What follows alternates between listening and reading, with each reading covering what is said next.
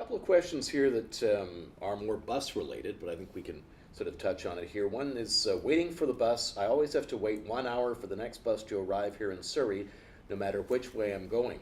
And I think that's something else that speaks to the next bus and when Yep. next bus goes to GPS, and then our questioner will be able to know exactly when that bus is going to be there at that particular stop based on the bus's actual location. So there's light at the end of the tunnel, shall we say, with that one.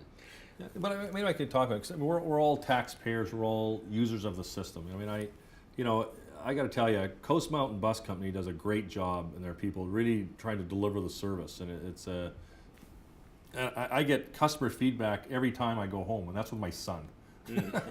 Every day I go home, I got feedback on the transit system of the day, and I have two daughters as well. They're less because they're younger, but of users. But I hear it. Both barrels. If SkyTrain's not functioning, I hear it. The problem, some of the same connection problems on the bus side. But it's. I think the technology we're continuing to leverage exactly what you said, Drew, and it will give people more choices. But we're also, don't forget the increased capacity that TransLink and you and all of us, the taxpayers, are putting into this. So you're going to see about another 80 buses coming into the system here by year end. So we need more capacity. I think everybody knows that, and a lot of that is coming in combined with technology too. Okay. But I tell you, the challenge is never going to end.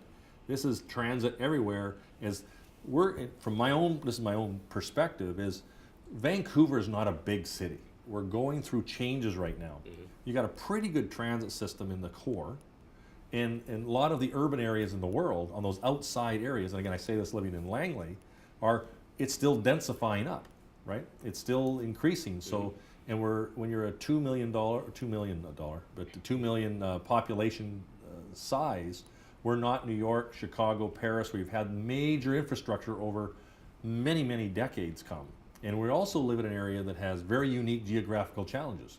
You have mountains to the north, a U.S. border to the south, to the west is the ocean. We've got agricultural land reserve. We're on the St. Andreas Fault, right? So it presents a lot of unique challenges for bridges and infrastructure and such like that to support.